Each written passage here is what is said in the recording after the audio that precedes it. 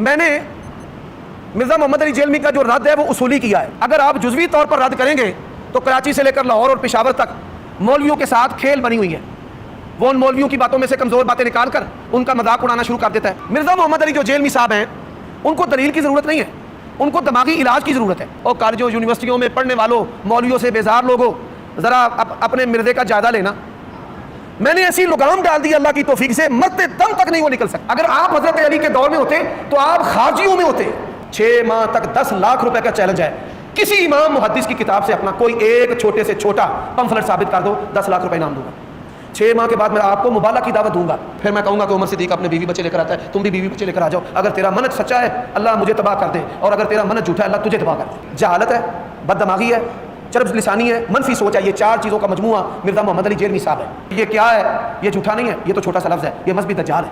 بخاری کا نام لیتا ہے, مسلم کا نام لیتا ہے. اچھا بخاری مسلم کا نام قادیانی نہیں لیتے.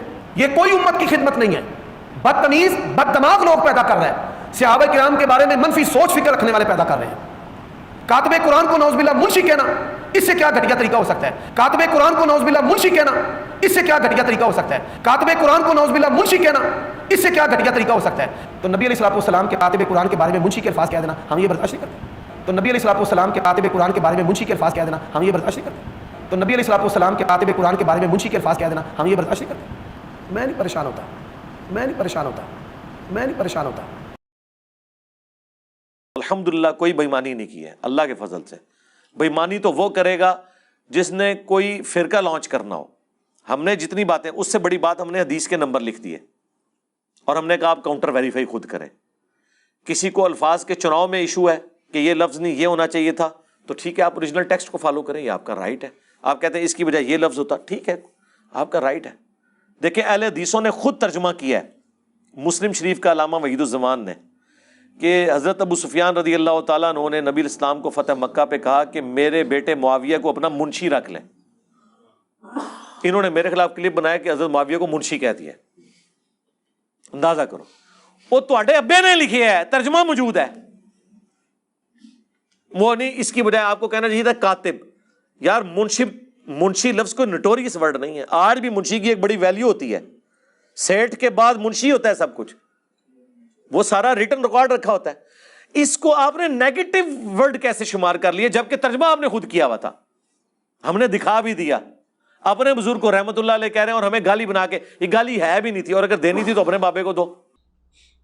بخاری مسلم میں ایک کاتب وہی ہے جو نبی علیہ السلام سے جس نے خود سورہ آل عمران پڑھی تھی اور آپ کی وہی لکھتا تھا, مرتد ہو گیا. آپ نے فرمایا کہ زمین اسے قبول نہیں کرے گی. لاش دفناتے تھے تو زمین باہر پھینک دیتی تھی. لوگ کہتے تھے کہ محمد کے اصحاب نے ایسا کیا ہے, اوپنلی دفنایا گیا, پھر لاش باہر آ گئی, پھر ان کو پتہ چل گیا یہ غیبی معجزہ ہے.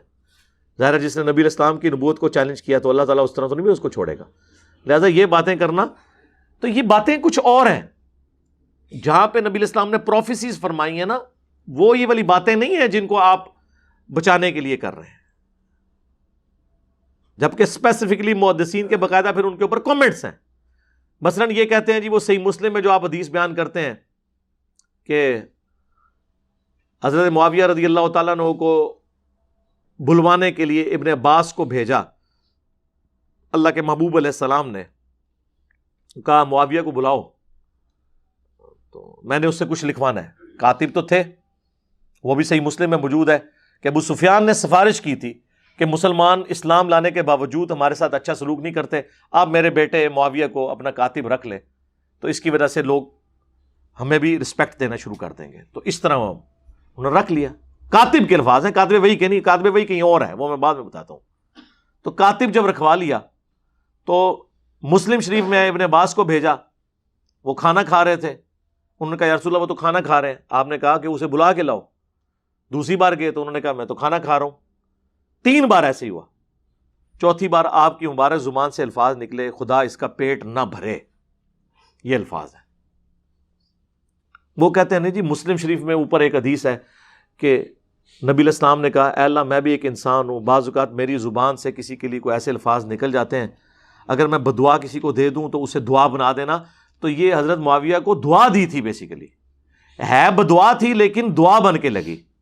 ہم کہتے ہیں وہ حدیث آپ ذرا غور سے پڑھیں. اس حدیث میں الفاظ ہیں کہ اے اللہ میں اگر کسی کے بارے میں ایسی بات کر دوں اور وہ اس کا اہل نہ ہو، ورنہ تو حضور کی ساری دی ہوئی بدوائیں دعائیں مان جائیں گی، پھر تو حضور کو بدوا دینی ہی نہیں چاہیے. پھکی والا جواب ہے. اگر وہ اہل نہ ہو تو اسے دعا بنا دینا، اور اگر اہل ہوگا تو بدعا لگے گی. تو ہم محدثین سے ہی پوچھ لیتے ہیں کہ یہ کیا تھا. اگر یہ کہتے ہیں نا کہ دعا بن گئی تھی تو ہم پھر بتاتے ہیں دعا کیسے بنتی ہے. اگر یہ دعا ہے نا تو صحیح بخاری میں موجود ہے، انس ابن مالک کہتے ہیں مجھے نبی علیہ السلام نے دعا دی تھی کہ تیری اولاد کثرت سے ہو، میں 100 سے زیادہ اپنی اولاد میں سے لوگ دفن کر چکا ہوں، 120 سال کی عمر میں فوت ہوئے آلموسٹ. تو یہ دعا نظر آ گئی نا کثرت اولاد کی. تو اتنی کثرت سے ہوئی کہ 100 زیادہ دفنائے ہیں، تو اور بچے کتنے ہوں گے، جبکہ چھوٹی عمر میں شادیاں ہو جاتی تھی اس وقت، اور ایک سے زیادہ لوگ شادیاں عرب کے کلچر میں کرتے تھے. تو دعا نظر آئی نا. اب یہاں پہ اس دعا کی اگر یہ دعا بنی ہے نا، پھر یہ ہوگا کہ حضرت معاویہ رضی اللہ تعالیٰ عنہ ایک لقمے لگاتے تھے تو ان کا پیٹ بھر جاتا تھا. یہی ہونی چاہیے نا. یہ خدا اس کا پیٹ نہ بھرے، اس کا الٹ کیا ہوگا کہ تھوڑا سا بھی کھا لے تو اس کا پیٹ بھر جائے. یہی ہونا چاہیے نا. یہ دعا تو پھر اس سے ہی بنے گی نا، ریورس بنتی ہے نا. کسی کا کھانے کے باوجود پیٹ نہ بھرنا، یہ تو بدعا ہی ہوگی نا. وہ ریورس ہوتا ہے اس کا. دعا بن گئی تو پھر تو یہ ہوگا کہ وہ تھوڑا سا کھاتے تھے ان کا پیٹ بھر جاتا تھا. تو جناب آپ کتاب الاوائل کھول لیں، امام ابن ابی عاصم کی کتاب.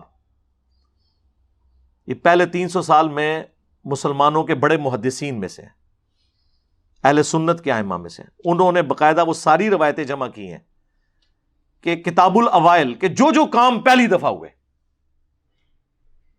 اس میں انہوں نے یہ بات بھی نقل کی کہ اس امت میں سب سے پہلے جس نے بیٹھ کے خطبہ شروع کیا وہ حضرت معاویہ رضی اللہ تعالیٰ عنہ تھے، کیونکہ ان کا پیٹ بھر چکا تھا چربی کی وجہ سے. اور یہ روایت المصنف ابن ابی شیبہ میں بھی موجود ہے.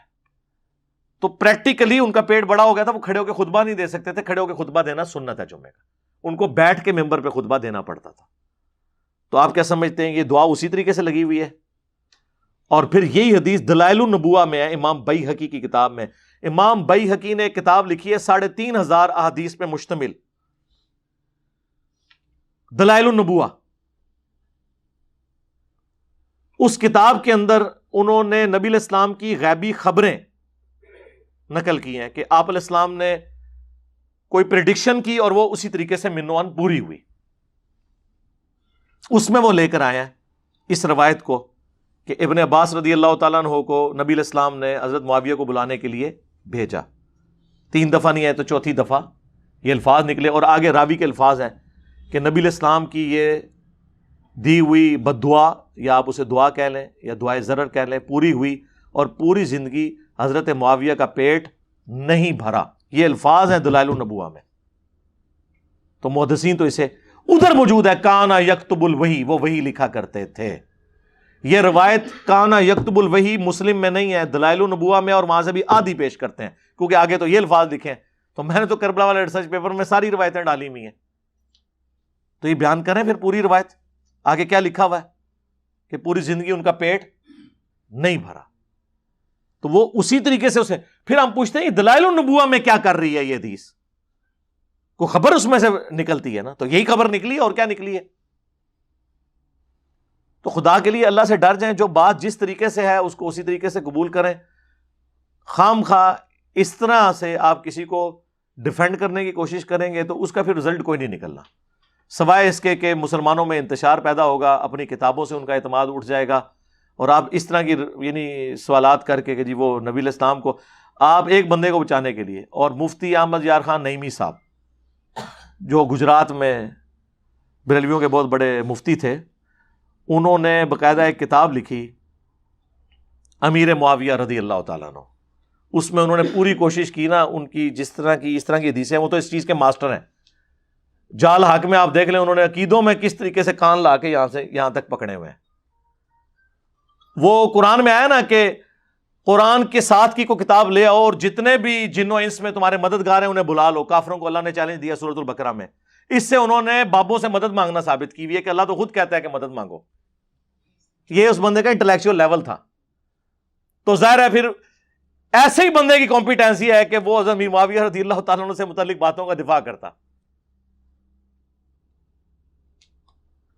اس نے اس کتاب میں اس کو ڈیفینڈ کرنے کے لیے یہاں تک لکھا کہ ہو سکتا ہے ابن عباس نے جا کے حضرت معاویہ کو بتایا ہی نہ ہو کہ حضور آپ کو بلا رہے ہیں, وہ خود ہی کھانا کھاتے ہوئے دیکھ کے واپس آ گئے ہوں.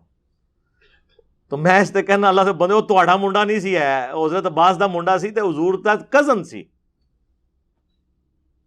فقیہ صحابی. بخاری مسلم میں آیا کہ سب سے قریب بٹھایا کرتے تھے حضرت عمر ان کو. باقی صحابہ کہتے تھے ہمارے بھی بچے ہیں, ان کا تہاڈے بچے تھے, پھر اے بچے بڑا فرق ہے. حضور کی وفات کے وقت صرف 13 سال عمر تھی, لیکن بڑے بڑے صحابہ ان کے سامنے طفل مکتب تھے. ظاہر ہے دعا تھی کہ اللہ ابن عباس کو قرآن کا علم عطا فرما. صحیح بخاری میں نبی علیہ السلام کی قرآن کے علم کے بارے میں ان کے لیے دعا ہے. تو اس نے کہہ دیا ابن عباس نے, تو اس کا تو مطلب یہ ہے کہ نبی علیہ السلام نعوذ باللہ بغیر تحقیق کے ہی ابن عباس کی بات پہ اعتبار کر کے تو حضرت معاویہ کے بارے میں یہ بات کر دی. یہ تو بات رسول اللہ کے تک چلی جائے گی. تو انہوں نے ایک بندے کو بچانے کے پیچھے یہ کرنا شروع کر دیا. ہمیں کوئی شوق نہیں یقین کریں یہ باتیں کرنے کا, لیکن چونکہ ہماری پوری ڈاکٹرن ختم ہو جاتی ہے اس حوالے سے کہ ہم تو قرآن و سنت کو حجت مانتے ہیں. اب یہ تو نہیں قرآن و سنت میں ہم نے وہی حجت ماننا ہے جو کسی ایک فرقے کو سپورٹ کر رہا ہے. سب کچھ ٹوٹیلٹی میں دین کو لے کے چلنا ہے. صلو علی محمد و آل محمد, اللہم صلی علی محمد و علی آل محمد و اصحاب محمد اجمعین الی یوم الدین, آمین.